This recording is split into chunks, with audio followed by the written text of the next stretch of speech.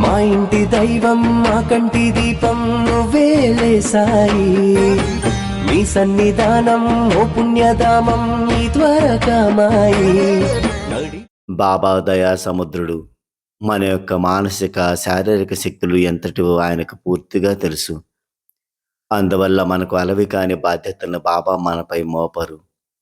ఒక పని మనం చేయవలసి వచ్చిందంటే దానిని పూర్తి చేయగలము అనే నమ్మకం బాబాకు మనపై ఉన్నదని గ్రహించాలి.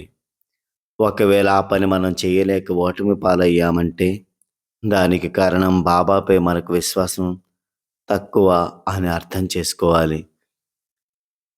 ఒక్కొక్కప్పుడు మన కర్తవ్యం వదిలి చాపల్యంతో ఇతర పనుల్లో తలదూర్చి నష్టపోతాం.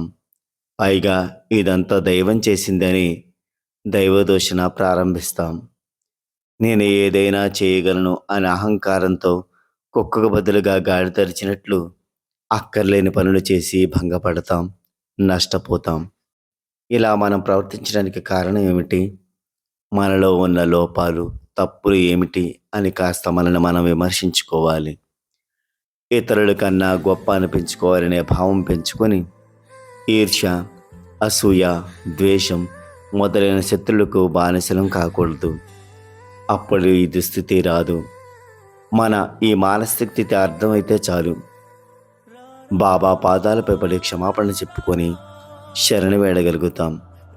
మనం చేసిన తప్పులు తెలుసుకొని భక్తితో వినయంగా బాబా మనకేం అప్పచెప్పారో ఆ బాధ్యత, అది పెద్దదైనా చిన్నదైనా క్రమశిక్షణతో చేయగలుగుతాం.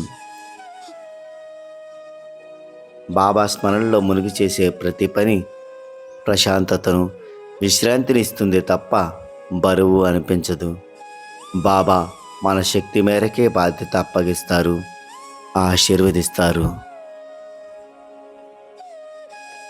కాబట్టి మన శక్తికి మించిన బాధ్యత బాబా మనపై ఎప్పుడూ వేయరు.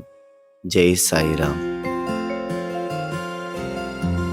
ఓం సాయి శ్రీ సాయి జై జై సాయి జై జై సాయి. ఓం సాయి శ్రీ సాయి జై జై సాయి జై జై సాయి. ఓం సాయి శ్రీ సాయి జై జై సాయి జై జై సాయి. ఓం సాయి శ్రీ సాయి జై జై సాయి జై జై సాయి. ఓం సాయి శ్రీ సాయి జై జై సాయి జై జై సాయి. ఓం సాయి శ్రీ సాయి జై జై సాయి జై జై సాయి. ఓం సాయి శ్రీ సాయి జై జై సాయి జై జై సాయి. ఓం సాయి శ్రీ సాయి జై జై సాయి జై జై సాయి. ఓం సాయి శ్రీ సాయి జయ జయ సాయి.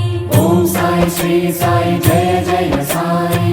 ఓం సాయి శ్రీ సాయి జయ జయ సాయి. ఓం సాయి శ్రీ సాయి జయ జయ సాయి.